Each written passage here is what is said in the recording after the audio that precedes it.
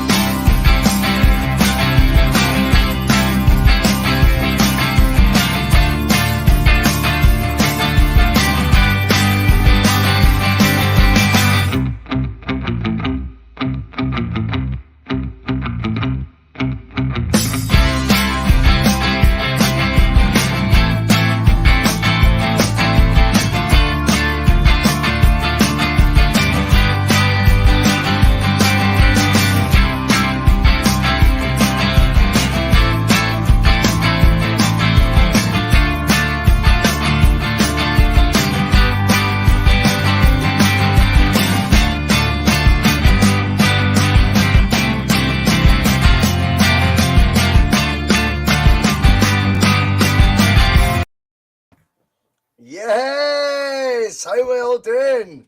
And that yes was for Teresa in the comment section. You bet that'd be my first word. Spot on as usual. I'm delighted to see we're joined again by Terry Robb. He's not had enough for the Double Doon Show. Brilliant to have you with us, mate. How you getting on? You good? Yeah, I'm good, boys. Just recovering from Friday night. I don't know what time we sat up and spoke pish to you on the camera, but I don't know. I know what time I got to bed. It was all good. We could have done another show, I think, mate, to be honest with you, but that one would have been like, I don't know. I would have lost my sponsorship at the very least anyway, mate. Do you know what I mean?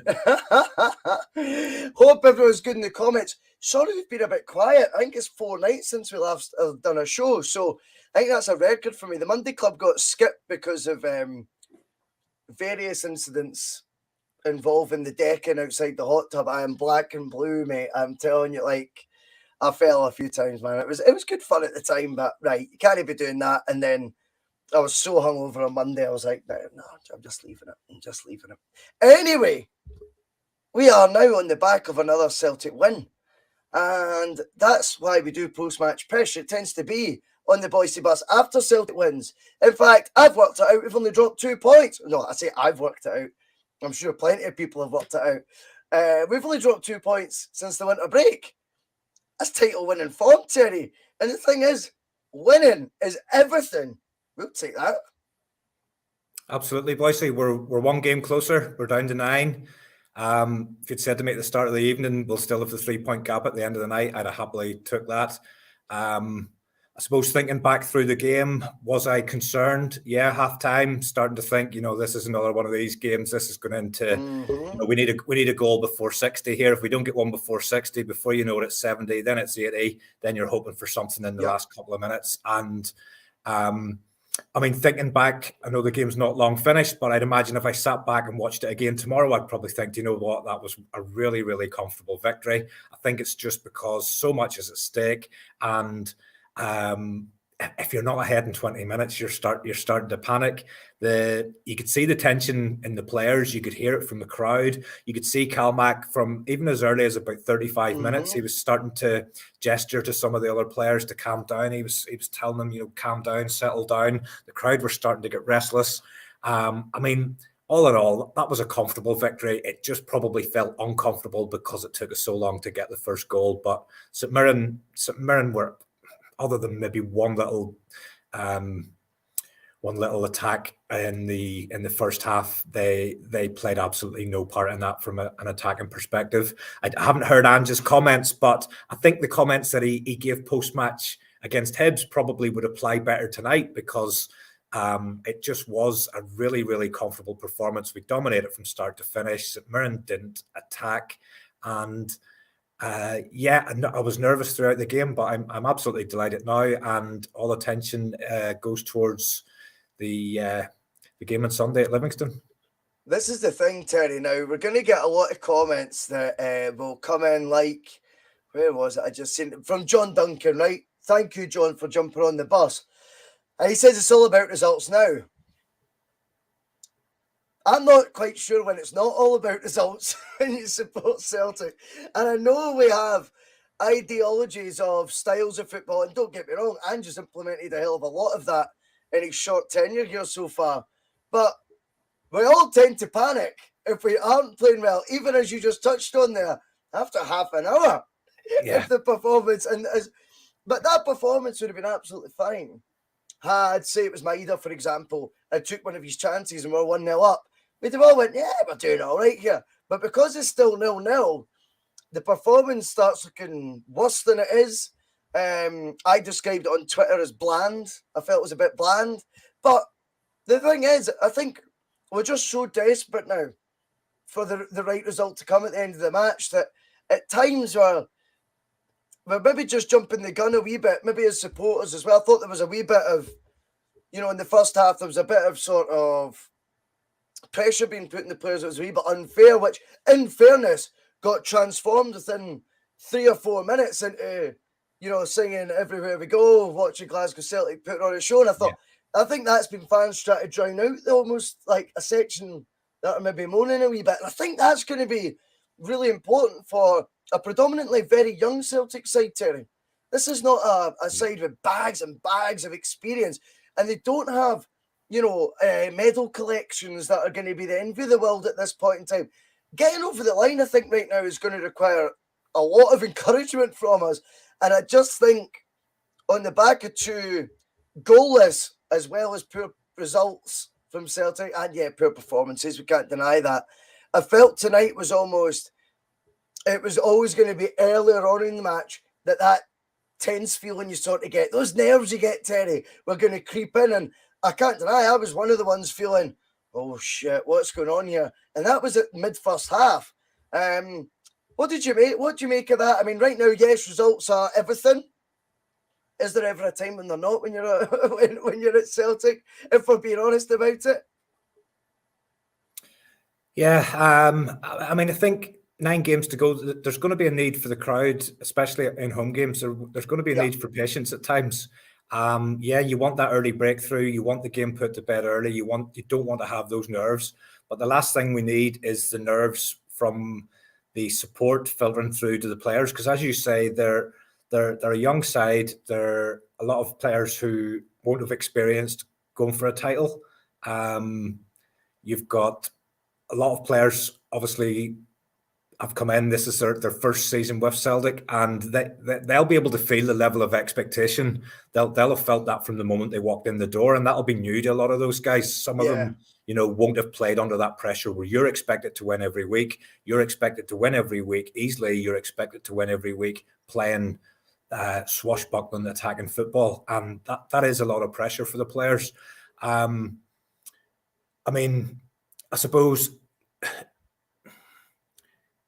thinking to the Rangers game even on Sunday, I do tune into their games. I watch it until there's a goal, and then I tend to lose a wee bit of interest. Same as tonight. I was obviously watching the Celtic game. I was watching the Celtic game, but I had the goal alerts, and I joked to my dad.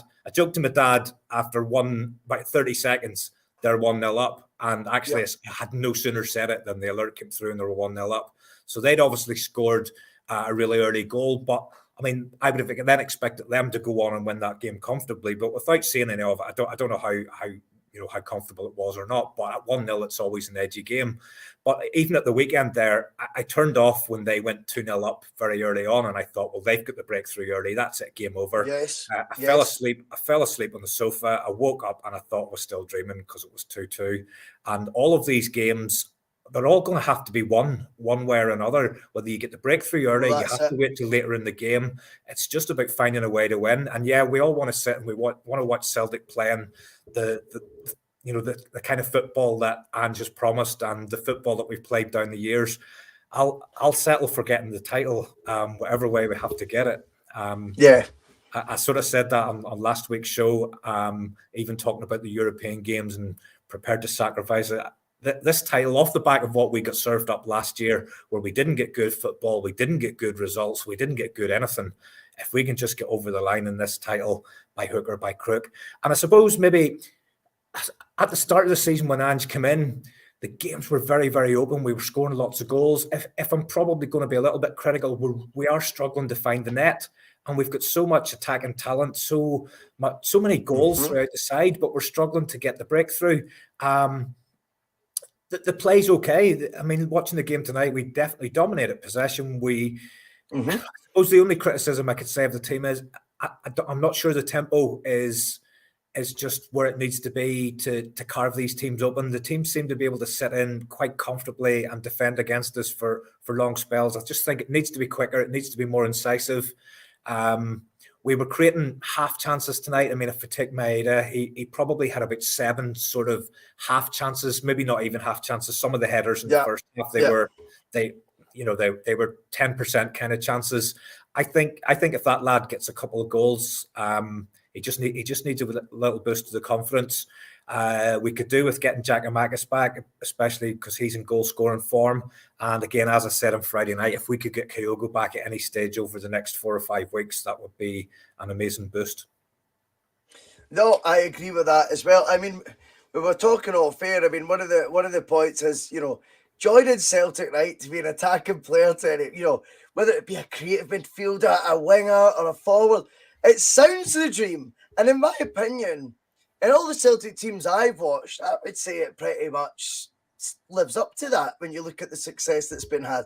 Now, I don't know this season. It's like there's such an impetus on the attacking players that I think you're right. 77% possession it was tonight, 21 shots on goal. So if any of these players are even remotely not up to mark, I almost feel bad for them because we're going through almost spells. Kyogo apart, obviously. But when we've said, he looks off the boil, and I think there's a hell of a lot of pressure on these guys. And one of the reasons we're going to need goals like we got in the first half, the first goal, one of the reasons we're going to need that is both centre-halves are involved, contributing now. I think Celtic have had goals from, a lot of areas of the park already this season. I can't deny that. But one thing we've not done enough of is almost score ugly. We don't score a lot of ugly goals. And forward players, we all know, are going to all have wee dips. They just do. It's the nature of a winner. Ironically, I thought James Forrest looked particularly sharp when he came on tonight. Unpopular opinion just now. You wouldn't think he did the 10 years of success he's had, judging by, a year out injured and the handful of starts that he's had since then. He's been written off effectively. I thought tonight he looked quite sharp, but I thought it's quite refreshing for me to see, a Starfelt kind of half knocked down, half just the ball broke from a physical challenge that he's put in to try and win a header. And then your other centre-halves picking up the pieces and reacting first. And by the way, it was a very tidy finish from Cameron Carter-Vickers. But I hope there's maybe been some sort of debate or some sort of discussion around, we don't do enough from set pieces, guys. You know what I mean? And I appreciate Celtic's not a particularly physical team. I think we all need to accept that this is not, like Martin O'Neill's 11, for example, and things like that. I mean, even Gordon Strachan's had a hell of a lot of physicality in it. This Celtic side, though, does undoubtedly have that in the two centre-backs in Starfelt, who I thought was maybe man of the match tonight, and Cameron Carter-Vickers. I thought it was brilliant to see us scoring a goal for a corner, not because it breaks the duck, but just because I think that is a new key that we've not used this season to unlock these defences. That I think you're absolutely right, by the way, as well. Just I'm going off in tangents here, but see the way St Mirren played tonight, where they looked like they were sitting in. See, at the start of the season, the top of the season, these teams are getting praised for having a go at Celtic because we were getting a mixed bag of results at the time, and folk thought we might have been there for the taking. Now, what happened was, in the second roll of fixtures when we played everyone, we basically blew everyone away, right? And now it's getting to the stage where people are now learning from that and going, well, I don't want to be 3-0 down after half an hour. So a lot of that is going to be, we're going to need to find other ways to do it. I'm not saying Ange jeopardises his style, although to be a wee bit contrary to that, Celtic winning always comes first before any manager's style, right? Let's remind ourselves of that. But what I will say is maybe there was another bit of Ange adapting that we've seen with regards to the set piece. I thought it was a wonderful cross that it came in. But it was brilliant to see Celtic scoring almost a scrappy goal. We've not said that often this season, Terry. No, absolutely. I watched a show not so long back with the guys that dissect the numbers, Alan Morrison and the guys, and Alan was saying that in terms of corners going into the box, you've got a 2% chance of scoring a goal. Now, when the opposition have got corners, I expect every ball that goes into our box to end up in the net. That's just how I feel sometimes. But our set pieces, and this isn't just this season, this is almost a wee bit like our European record. This goes back over many teams, many managers. I don't think we've had a great record with set pieces for a long time. I mean, legacy issue. I'm even going back to the likes of Stille and Petrov, and I used to watch and I used to think, Stille, you're such a talented player, but you can't take a corner. Or Andreas Tom hitting the first man every time. I don't know. It's maybe just because you're a fan and you're emotionally involved, and if you step back and you watch the game as a neutral, we maybe have the same success for corners as other teams or free kicks or whatever. But the last free kick that I remember us getting any success from was the one where Tom Rogic scored the winner in the game, where we had sort of a rehearsed one where Kalmak gave the instruction. Somebody made a decoy run. I think it was McGregor. The ball was pulled back and Rogic blasted it into the net in one of the games towards the start of the season. And again, I suppose if you look at the height of this Celtic team, boys, other than the two centre-backs and perhaps Rogic and Beaton, who isn't always on the park, we are a small side, and you have to ask yourself, what actually is the chances if we're playing high balls into the box, unless those balls are at the right height for our guys and they're going in at the right pace, the chances are we're not going to win them. But that goal tonight, actually, I was actually thinking to myself, because we were struggling to break them down, and we were under so little pressure at the back. I was thinking to myself, I wonder would Ange actually take the approach here, and this isn't to compare us to Man City or anything like that, but I remember Pep saying whenever his team were dominating the ball and teams were sitting in and making it really, really difficult, he then started playing midfielders at centre half, because there was no threat where they were having to defend, but it was more, if these two guys are the guys that are bringing the ball out from the back and they're midfielders, they're going to be building the play better. And I think the commentator had said it a few times on Celtic TV tonight. These are actually our playmakers. Starfelt and Carter-Vickers are the two playmakers, because they've got the ball. They've got the ball on the halfway. They're bringing it into the other team's half. They're the two guys that are being allowed possession and allowed the opportunity to play the killer passes, and they weren't getting them. And I was thinking, would he be so bold as to maybe take one of the two guys off and bring on another attacking sort of player and go with one centre half? And then shortly after I'd had that thought, the two centre halves were involved in the goals. Starfelt attacking the ball, Carter-Vickers being the first to react. And as you say, very, very cool, calm finish. He could have snatched at it. Quite often you see those going into row Z, but he kept his head, he was composed, and he stroked it away. Excellent finish. It was indeed from Cameron Carter-Vickers. Another aspect of the two centre-backs game, I think St Mirren had done their homework tonight, was whenever one of the two of them got the ball, particularly the second half, I noticed this. They were forcing Starfelt more than actually Cameron Carter-Vickers, but both of them to an extent. But they were forcing them to try and pick a pass to go forward. Yeah. They were trying to close off them doing the usual passing to each other. Now, I've done a few of the fan cam lives and all that, Terry, and we've had a laugh about it when we've done it. I've said Cameron Carter-Vickers has the ball. You know what I'm going to say next? And he's passed it along to Carl Starfelt and vice versa. I thought St Mirren realised that happens a hell of a lot. And I think they kind of, I thought it suited us in the second half when they did it.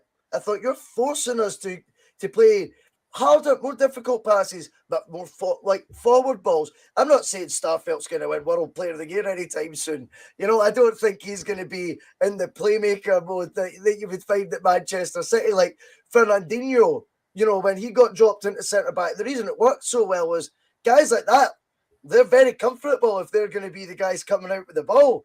I remember going to see, I went to see Everton play under Bobby Martinez, Terry, right? And yeah, we were behind Everton goal in the Gladys Road end the first time, right? It sounds like I'm going on a tangent, but I'm not.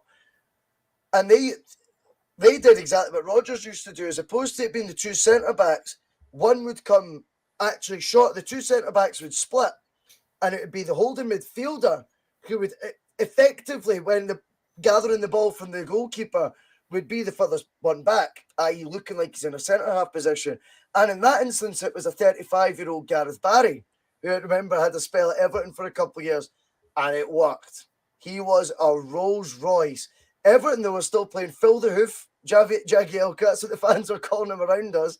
Phil the Hoof, Jagielka. I can't remember who else, but neither of them were particularly good at football. But Cameron Carter-Vickers is an interesting one in the sense that finish was tickers for a start, right? Undoubtedly. Nice and calm, as you say, cool, collected finish. There was another moment he had in the first half where he whizzed the ball into the feet of Jota. I don't know if you remember, it was nearing the end of the first half, and it's went along the deck. But again, he's missed out the midfield. Yeah. And I think, I'm not sure if that's his instruction to do that, but I almost feel at times as well, it's someone has to take responsibility. There's only so much your manager can do in the 90 minutes. You know, if something's not working, I'm not saying constantly contradict Ange Postecoglou in any way, shape or form. If you see a pass that's on and you know that's going to get him the ball quicker than doing it the methodical way that we normally do, as long as you can execute it, you'll never get criticised for that. And I think in Cameron Carter-Vickers are watching a guy who showed emotion as well after his goal, Terry. Yeah. That I wonder if he might be looking at way more likelier of the two to sign permanently. And how keen would you be, just because he scored tonight, we'll ask the question for the millionth time this season, how keen would you be to get his signature over the line, Terry? Nothing to do with the goal tonight. No. I think he's been a rock this season. I've got my own cynical kind of view that if Julian had been closer to fitness, that we might not even have gone for this guy, and that it suited to bring him in to allow Julian more time to recover. I just have this thing in my head that perhaps at the end of this season it'll be right, well, we're not going to spend 6 million on this guy because we've already got a £7 million player who's now fit, use him. I'm kind of thinking his performances this year will hopefully persuade the powers that be that he is worth retaining. You were saying about players getting criticised, and I've heard a few grumblings the last couple of weeks about Jota. Now, if you'd said 4 months ago that some people would be unhappy with Jota, you would have been laughed out of town as well. And I think it's just, he was out for so long, wasn't he? And people are just expecting him to come straight back into the same sort of scintillating form that he was in before the injury. What I would say is, and I noted twice on Sunday and once tonight, where he's trying fancy flicks and exquisite drag backs and things like that. And yes, that's all right if you're 3-4-0 up, but in the heat of battle where we're at right now, and there's so much pressure, I think he just needs to stick to the simple thing. He's able to beat his man. He's able to cross a ball. It's almost as if he's trying too hard to be this magician. He doesn't need to do that. He doesn't need to do that. He just needs to do what he was doing: get the ball, take the man on, get by him, cross, and create and score goals for us. I I don't know. I don't know about that one. I'd imagine he's going to be faced with the choice: do I go back to my boyhood club that I support and try to fight for a place in the team? I get that. I get that. Do I go to Celtic where I'm idolised? Fingers crossed, I'm going to have a run at the Champions League, or does he have other options? I'd love to sign the two of them. I definitely would. Cameron Carter-Vickers will be interesting because this guy's been at 7 different clubs over the last 7 years. If does he feel that we're a place for him to settle down? I definitely think he's our best centre back. Yep. Should that maybe though, Terry, just be the only question that's asked of Postecoglou before we commit to the money? Who's your best centre back right now, Ange? See if he says it's Cameron Carter-Vickers, and that's a guy. He's my best centre back. He's been here for a year. Unless the money, but this is remember an option to buy, right? So the fee's not going to be crazy. Celtic wouldn't have took out. They just don't do that. Do you know what I mean? So I think you've just nailed. That's the question I would say to Postecoglou. Is he your best centre back? And he goes, I don't even think it's a question. It's totally obvious to anyone. And I may get a little bit of criticism for this, but I think Julian has improved as a player whilst he's been out. I wasn't convinced by Julian when he was in the side, and I know a couple of weeks ago you were saying, yeah, everybody points just to the time he was ragdolled by Lyndon Dykes and stuff. Not even just that game. I just wasn't totally convinced by Chris Julian. I didn't see. That's fair. I didn't see how someone at the club could have watched him and decided he was worth 7 million. Now I hope he comes back. I hope he comes back a better player. I hope he comes back and makes me look foolish for making those comments. But I didn't see Julian as our top centre half when he was fit. I don't see him having much of an impact between now and the end of the season. I think it's Starfelt and Vickers for the rest of the season. I have been critical of Starfelt. I thought tonight he was excellent. Didn't have to defend a great deal, but what he did have to do, he was very tidy. Don't say that in front of David Kelly. He'll go nuts. Yeah, David Kelly hates Starfelt. Yeah, I'm not as big a fan, but I mean credit where credit's due. And I think what you're seeing is it's a wee bit like the Boyata effect, where teams they're thinking let Starfelt come out with the ball because he looks awkward, he looks nervy, he looks jittery. But when he does actually try to break forward and carry the ball, he does look okay. Now he's not Van Dijk and he's not Chris Ayer, but he does look okay when he breaks into the other half and breaks forward. I think that's probably one of the things that we don't have is just that Van Dijk who's completely comfortable in the ball.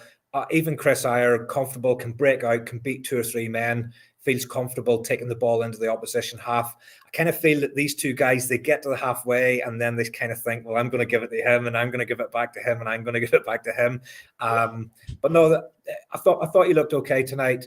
But in terms of who our best centre half is, including Julian, it's definitely Cameron Carter-Vickers, and I would be doing everything I can to make sure he stays at the club. That would be my number one priority. Yeah, I listen. I think you're absolutely spot on. It was just because you'd said, you think he's been the best centre back. I thought, realistically, that should be the only question ever asked. Of the manager. I mean, how has he done? Well, he's my best centre back. Right, done. We'll go and get leave the businessmen to deal with business. Let the football guys deal with the football. They might be surprised with the results if they could all do that. I think it's when Celtic's hierarchy have strayed into maybe thinking, well, hold on a minute. Do you think he's been that good, Ange? I think he has to be left to make those calls. I think Postecoglou would completely agree with you that Cameron Carter-Vickers is our best centre back right now. Although the Julian one, I rate him higher than you do, I would say. Interestingly, Strange Love the Doctor comes in. And thank you, as always, for being on the Boise Bus. If you haven't already, hit like, give us a subscribe, because the numbers are going up still, believe it or not. And RT it, share it. I guess it'll be a bit more traction on YouTube. We've got 190 watching live right now, so we're doing not bad.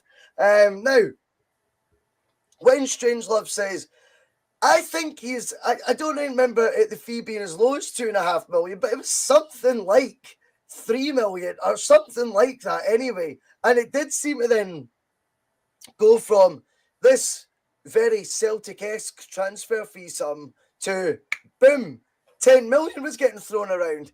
And the cynical side of me comes out and wonders if by that point already someone's having a word, maybe not in his ear, but his agent's here and going, you need to deter, the fans from getting too thingy about that and Celtic getting this one over the line. I wonder. But again, you're absolutely right.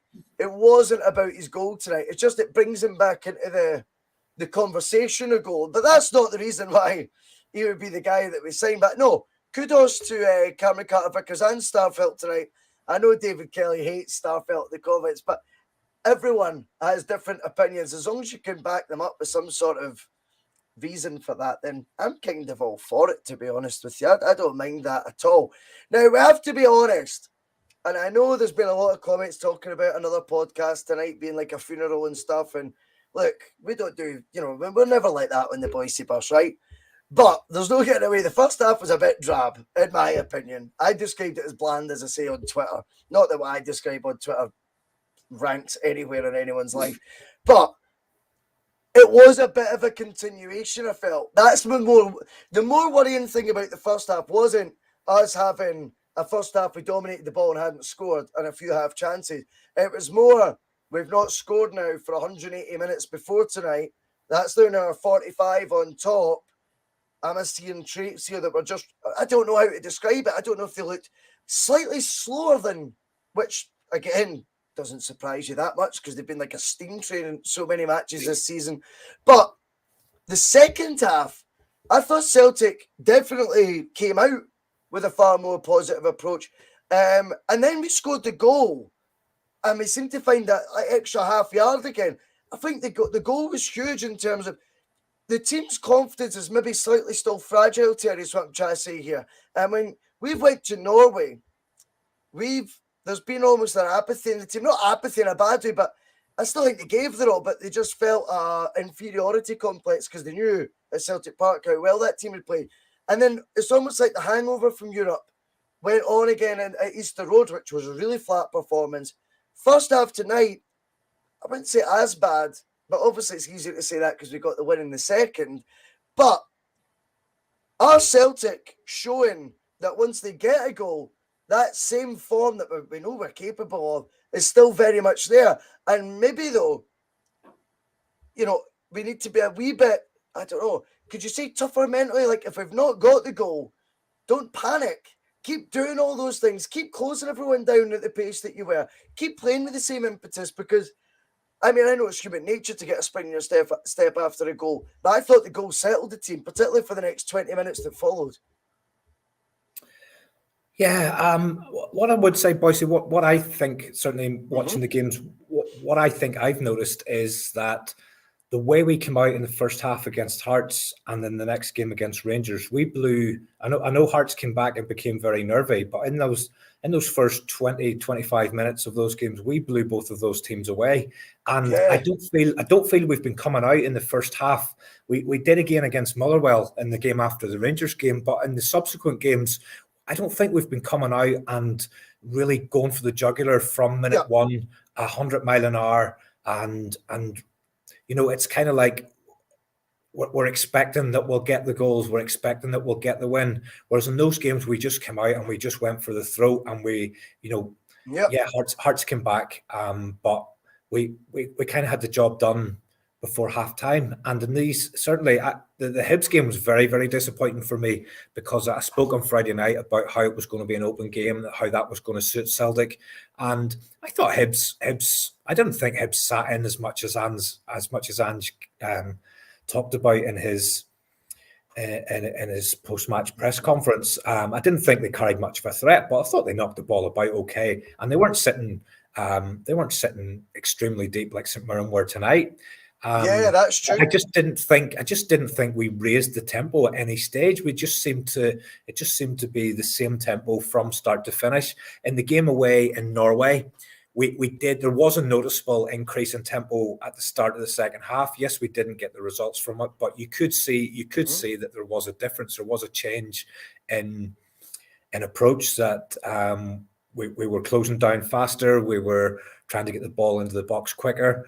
But on the game against Hibs, it just, I don't know, it just looked like a 0-0 from start to finish. And Yeah.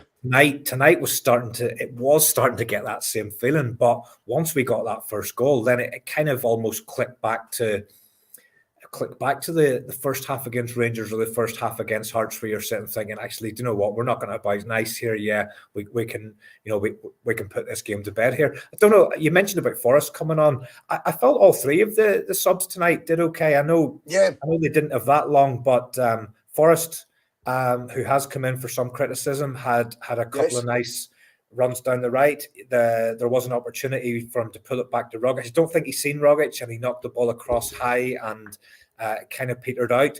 But he did look reasonably sharp. There was a couple of times he got the ball on the turn, beat his man. I thought Beaton again looked composed, and again I've been a critic of Beaton many times, probably unfairly at times, because most of the times I've been critical of him, he's been playing at centre half. Yeah, that's fair. He's a classy enough operator when he's playing in that number 6 role, and I have to say when he's on the park in that role, I do feel quite assured. And he's neat on the ball. He can get the ball, and it's not just a case of breaking up the tag. He is neat on it. He does look for the pass. He does get his head up. And the last one in Rogic, I thought Rogic probably done more in his cameo tonight than he did in the time that he was on Sunday. A big time. Yeah, I thought he looked sharp again. He was strong in possession. He was looking to create. So perhaps maybe that we should have made more changes on Sunday. I think everybody kind of thinks that's what Dan should have did. That he only made one change. He had 5 available. I was watching the game tonight. I watched most of the games along with my dad, and I think he's looking for an 11 substitute rule, because within the first 20 minutes of every game I watch with him, he's already subbed every single player on the pitch. And he's probably sitting watching this now, and he'll be embarrassed with me. But he just keeps saying to me, "Can Postecoglou not see that?" And I'm going, "Well, what are you asking me for? I don't know what he can see and what he can't." But within the first 20 minutes, he has every single player substituted. He would never play for the club again, Terry. Do you know what I mean? If my dad was the manager, we'd be going through about 30 or 40 players every month. I get that. I mean, it is. I mean, I'd seen it on Twitter as well that Hatate should have been off after, I don't know, must have been about a half an hour in. Folk are tweeting that and things. And it's the easy thing to do when we're all just, a lot of football fans, particularly right now with Celtic, right? A lot of the Celtic fans right now, not in a bad way, it's not a criticism, but a lot of younger generation dominating social media, as you'll see, right? Because they're on it, they've got more free time and things like that. And I think when you look at Celtic's trophy haul in the last, 22 years, it's frightening. Do you know what I mean? It's like, it's scary how much Celtic have dominated since the millennium. And I think that maybe creeps in at times, that it only takes a couple of bad results. I mean, I think that's always been the case to an extent, but I think now even more so it gets doubled down. But I think that's funny with the substitutes thing. Obviously don't make them in the first half, but I thought Postecoglou was certainly active with the subs in the second half, and he wasn't. We were 1-0 up when he's made the majority of them, and we'll come to the next one that he made. Now, there was a nice ovation I felt in the last 10 minutes for Karamoko. Now, this is a player that Ange, you could argue, is fancied from day one, because, although you could say that about Yeti because he gave him the captain's armband. But anyway, he had Dembele, Karamoko, whatever you want to call him, involved in pre-season. It was a horror tackle on him. I think it was against Sheffield Wednesday, or was it Preston? One of the two. Anyway, one of the two. I bet it wasn't. I bet it was something else. But I think it was Bristol City, but I could be wrong. Maybe. Could be wrong. But yeah, when he was victim of a bad challenge there. He's only been back available for selection for a matter of weeks, and you were telling me, Alfred, he's been involved in nearly every squad since he's been available. I think that's 2 or 3 now, and now he's getting minutes. And I think the fans showed quite a lot of love to Karamoko coming back on and back into this scene. And I don't think all of that. Do you know, I got the vibe that a lot of that wasn't through being nice to a young kid in that. I think a lot of it was, you could be bloody handy between now and the end of the season. Come on, you. Let's see it. I know his contract's on the wind down right now, and I don't think it's been wound down by him or by anyone. No one knows what he's capable of at first team level, not through any fault of his own, but injuries have played a huge part. Could we be fortunate enough to end up having a Caramel Dembele under contract in his early 20s, in his maybe, early evolving years of the first team, that we might not have been able to have had he not, had the sort of injuries. And I'm not saying I'm glad he's been injured. I don't mean it like that. I just think fortune might end up favouring us here. I think Celtic right now may well be in the driving seat if anyone would be to get his next contract signed. Whereas before, I think we all knew when he'd signed this one, he signed it under Rodgers, and it felt like once Rodgers left, he's looking round at, I don't know, but you just get the vibe that his head had been turned slightly and he wasn't convinced maybe by the management and stuff. He comes back into the fold tonight. Is he someone that can make an impact, Terry, between now and the end of the season and earn a new contract at Celtic? I think the fans have high hopes for him still. I would love to see him make an impact. And do you know what? Whilst we've got injuries, whilst it maybe get on the backs of certain players, even Jota's not immune to it, as you were saying, there could be room for him. Yeah, I think he's been the great hope for when he started to come through, probably around age 13. Yep. He came onto the scene. Celtic supporters probably have all seen the clips on YouTube where he's playing underage football against Barcelona and all the great teams across Europe. He's getting the ball in the halfway. He's beating everybody twice and scoring. He's probably still the same size as he was whenever he was 13. He hasn't got much bigger. He's quite a strong looking. He's quite a strong build, but height wise, he's tiny. But he's been this sort of great hope. Yeah, do you know what? We've got a player here who is sought after across the continent. Yep. We've got him. We want to tie this kid down. I think the contract situation. A lot of people thought that he was out of contract last summer. Then it transpired that he still had another year. Right. I'd say from the kid's perspective, he probably expected his breakthrough year possibly to be last year. And again, he was involved in pre-season and he'd made his debut the year before. And you'd think after coming on towards the end of the season, getting involved in the first team, I think he might have actually come on in the cup final or played in the cup final as well the year before, because he played against Hickey, and it was kind of like Hearts is great up and coming young player against Celtic's great up and coming young player. Good Hickey's memory. gone on to great things as well. And as a side issue, I would have taken Hickey at Celtic. To be honest, I would have liked to see us get that one over the line, but.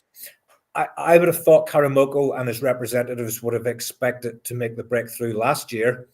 That didn't happen, whether it was because of Lenny didn't fancy him, whether it was because of the pressure of 10 in a row, whatever reason that didn't happen.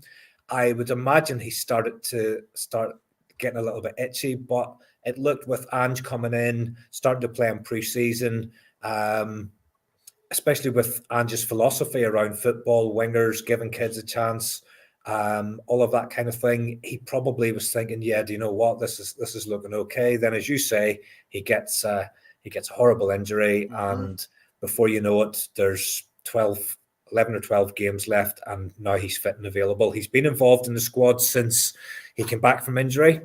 Yep. I did note Ange's pre-match press conference. He did speak a little bit. He was asked a question around Karamoko and Ben Doak and about what their involvement could be between now and the end of the season.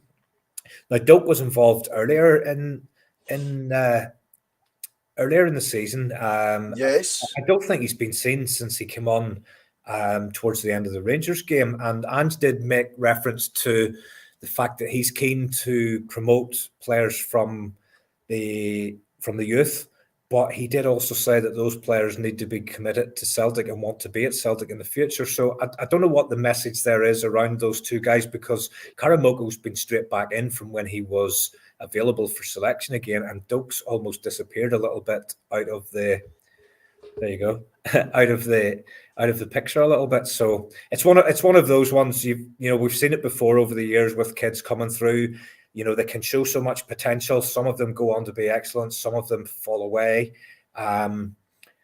It's disappointing when you see some of your kids going to places like Bayern Munich and things like that, and you kind of think, you know what? Yeah. If we've got a kid that Bayern Munich are interested in, how good is that kid going to be? And yeah, do you know what? We might never see some of those lads again, but on the other hand, we might have had those players and lost them to other sides. I think it's difficult. I think the setup in Scotland doesn't help in terms of young lads and getting them the game time at the right level. I know we've experimented with the B team this year and the Lowland League and things like that. So I know that we're trying to make progress in terms of that, but some of these other countries are just so much more advanced in terms of youth development and things like that. But I genuinely hope we get a chance to see what this kid has to offer, and we can tie him down at least for another season or two, and actually see if he is able to fulfill his potential.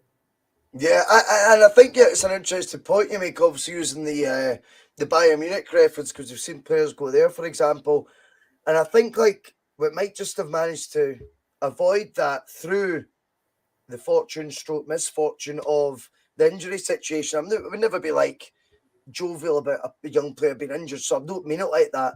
But I think it might just be that it suits us now both best if he goes, do you know what? This is the best chance I've got now of getting a game. My reputation isn't at the level it was before. And Celtic give you a platform that I think, but even just by the fans' ovation tonight, and sometimes Celtic fans are clever that way, we know what the stories were about him. We know Brendan Rodgers, he was the guy Brendan Rodgers knew was going to make it next. That's the one who gave him the big deal. I think that the ovation tonight would have resonated a wee bit. Doesn't matter what age you are. I think Karamo Kadebella would have thought, you know what, this ain't so bad anyway. And I also think any disillusion he may have had under the previous management regime will be evaporated when he watches the football that Ange Postecoglou is going to be trying to put on him, and the education he's going to get, the coaching he's going to get. Now, speaking of Ange, and since I didn't do a Monday Club tourney, right, we'll spend the next 5 minutes before we need to go, right, talking about Ange's homeland, Australia. And what I've got to say is it's one of my favourite places to watch football. It's always been known for its soccer. It's always been somewhere I've thought, you know what, it'd be brilliant to see Celtic play Rangers. No, okay, I'm joking. But a lot of fuss has been made. And what seems to have happened is, from us being the first lot to be frustrated because Celtic announced it first on the socials and their website and stuff, the pendulum seems to have swung on that one, where the real annoyance seems to be from the other side, because the A-League have released their promotional trailer video and described it as Ange Ball the World Tour. Now, that World Tour was meant to come to Norway as well, but I'm only teasing. Sorry, now, the Ange Ball World Tour is going to feature our rivals, whatever. I think it doesn't make either club come out looking great. I think Celtic's tweet from nearly a year ago to the day in March, we're not one half of anything, looks a bit folly now. I think Rangers coming to anywhere that's going to be marketing the Celtic manager as the headline act and them tagging along makes them look like tag-alongs. What I will say is the interesting bit is there's another story, a rumour doing the rounds, right? And I'm not saying it's true.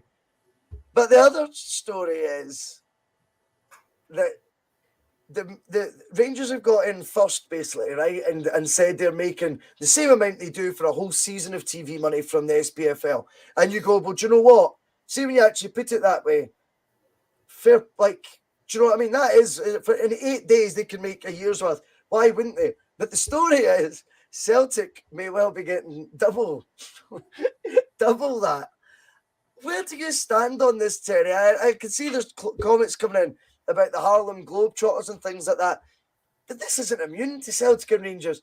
I'm pretty sure I've seen in like Asian Cups and things pre-season. I think we've seen Manchester United, Liverpool games and things like that all happen, haven't we? Is it all getting blown out of proportion? Football lost its soul a hell of a long time ago. The reason we fall behind is because of the money side of it. If we can double our TV revenue in 8 days, is there a positive to this?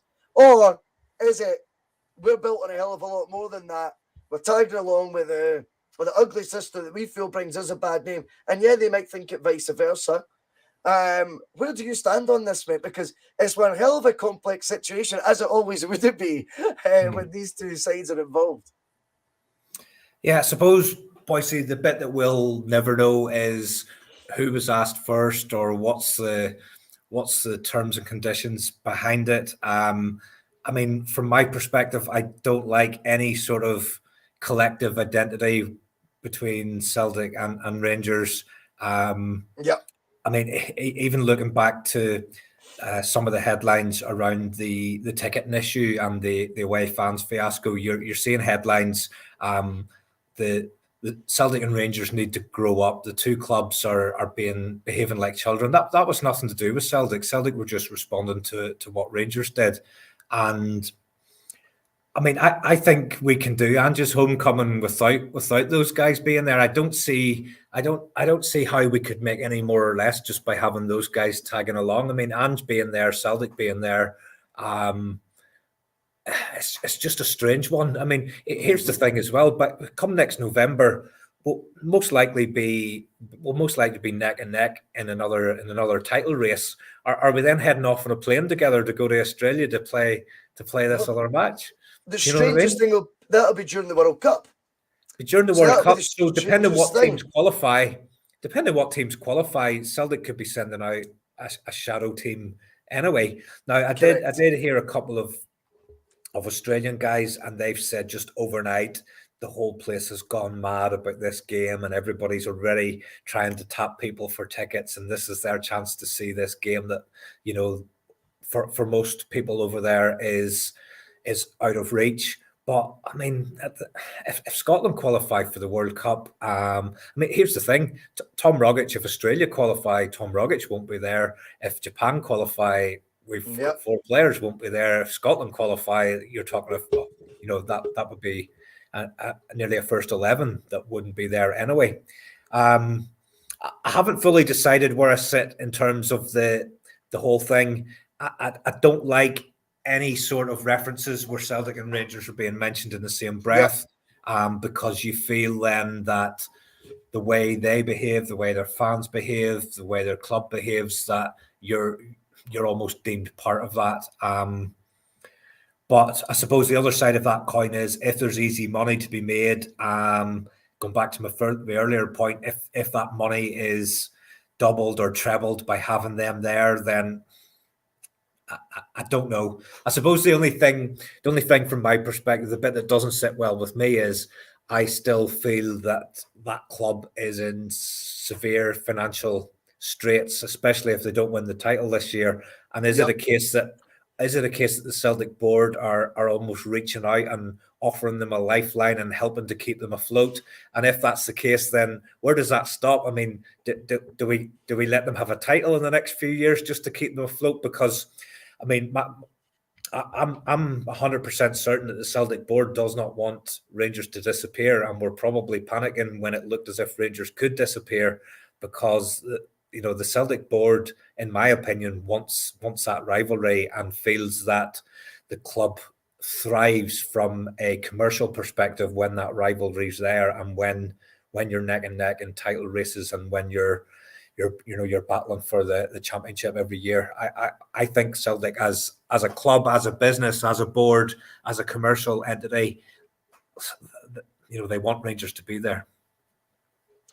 Yes, I don't know if you can still hear me. My Wi-Fi broke up a wee bit there, so apologies. I think there's two sides to it. Again, Celtic have to take any Scottish club that gets offered this. I get why, if it's just purely business, that they go, well, so here's our TV deal. See if you're an English Premier League club and you get 90 million a year, and Australia offer you another 90 million for 8 days against their arch rivals. They all do it. Every single one of them does it. But we're going to hold ourselves to a higher standard than that. I kind of get that. There's a lot of history there. And there's a lot of, I think like things like the loan, the 1.6 million each club took, but one got 3.2 million and we took zero. I think, is that another example of us going out our way, as you say, to support the other side and make sure that they get any sort of financial incentive? But from Celtic's point of view, they'll just say it's a purely business decision. Our TV deal only generates 3 million. If we go there and say it is £5 to £6 million they think they can make. And remember, these things are forecasted as well. So this tournament's been created, judged on the interest that is peaking right now in Australia, and particularly probably Celtic because of Ange, and thinking we'll sell out stadiums for this. This will be a cash cow. So I think they're in a bad position that way, that I think even from a selfish point of view, it's hard for Celtic to turn down lucrative money like that when they can't do well in Europe, which again suits the board because it's easier money, you could say. But I think the fact if it was, the fact it looks in cahoots with them, I just don't see it any way around it. I mean, and if you think our reaction's bad, I'm trying to be diplomatic here, by the way. For me personally, the second I seen it, it didn't sit well with me. That's the honest truth. But if you look at their reaction, they went even further. But I think reality takes its toll sometimes, Terry. And I've got a feeling that they're looking at that raging because they're going, but why would you agree to that? Why would you agree to that? And they all know what the answer is. The answer is a financial thing. You're on Angie's world tour. Yeah. That must be because you need the money, not because you want to celebrate Ange Ball. Do you know? That point of view, I think, has maybe sweetened it a wee bit for Celtic fans just to get one over the other. But I think if we're realistic, this shows you how far we've let Scottish football slide. That you can, in 8 days, in a non-foot soccer-like country, I don't mean it's non-soccer country, that's unfair. In a country where it's not the national sport, for example, that's what I mean more. And where it is our national sport, this isn't a Champions League qualifier or anything. This is going to be us against two sides from Australia with our ugly sisters, and it's going to generate the same amount we can make in a year in the SPFL on TV. In fact, if not more for Celtic in 8 days. That's really poor. I mean, that's that. What the reason is not the money on show, but the money that we're actually generating right now in our TV deals. It does tell you how far and dated that is for a product that can sell on the other side of the world for double the amount. I mean, that's the baffling thing to me. But again, I would highly imagine both Celtic and the other lot would have been pretty involved in the conversations and the negotiations surrounding whatever TV deal's been struck. So it's very hard to work out where I stand on it right now. I think it's been funny, the backlash. I think that a lot of it, like the pantomime season's almost back in, and you could bet your bottom dollar, like, the Australians will have never seen anything like this pettiness in their life when we start going, how come they played at 12 o'clock and we had to play the 3 o'clock game in the groups, right? How did that work out? And it goes into all that stuff. That will be interesting. But I just wanted to get your thoughts on it, Terry, because I think business-wise, if it was just about Celtic making double their TV money in 8 days, who cares? Let's do it. Because you can't help but feel it's aiding them in some way, shape, or form, and we don't want to be we are the one putting out tweets from the official page saying we're not involved with them. It just didn't. See, when I first seen it announced, it didn't sit right with me. I'm not quite sure even if it does now at all either. Despite I'm trying to give the balance to the debate, but I'm not quite sure it sits well with me even still now, Terry. To be honest. I suppose one other aspect as well, boys, saying I can't imagine there'll be too many people from these parts travel to the game, but say something kicks off and outside the stadium and there's bad behaviour from one set of fans, both sets of fans are going to get tarnished with it. Do you know what I mean? It's a brilliant point. I think that's a brilliant point. And I mean, we all know, look, what they would be clever doing is just make sure there's a Chelsea game arranged up the road in Australia, right? And then we'll know who to blame if there's any trouble in the streets. But yeah, I think that's a great point. The damage to the reputation, is that what you mean? Could actually be greater than what the small, which will end up looking like a tiny amount of money that we made if there was to be a huge brand damage connected by the fact that some of the rival supporters have decided to try and, you know, do their usual away from home, like an away European type sort of thing. Yeah, I mean, hopefully there's nothing like that. I mean, I'm sort of just I'm playing devil's advocate. I mean, there's been occasions where those guys have gone away and gone on the rampage kind of thing. And you know, if this is Celtic and Rangers coming to Australia, it's not going to matter which club does it. We're all going to be lumped in together, really. So. It's just one thing that I sort of thought of. I suppose what's in my head is kind of Manchester in the UEFA Cup final and stuff like that. But fingers crossed, there's nothing like that. Yeah, it's been such an interesting talking point seeing it. I mean, I'm all for Celtic trying to. We're always told we're a global brand, and I think that it's important that we do maximise that, but. Was this the way we would have all expected to see it going next? No, I don't think it was. Anyway, on that note, it's after 11 o'clock. Terry, what a pleasure to have you on the show again, mate. And it's another 3 points in the bag. You know, again, performances get forgotten. Points never do. The league title is still on. I'll let you go, Terry. I'm going to my bed as well. It is into the office again tomorrow, you know, so early rises and all that. But really you guys enjoyed it. take Appreciate care. it. Oh, welcome, mate. Welcome anytime, my man. I'm going to play some music and I'll see you all on the next bus. Cheers now. Take care. See you, everybody. His comments about me deliberately trying to cause controversy. Well, I work in the media now, and you've got someone sitting there next to you who's an embarrassment to the media profession. He's an apologist. He's a charlatan.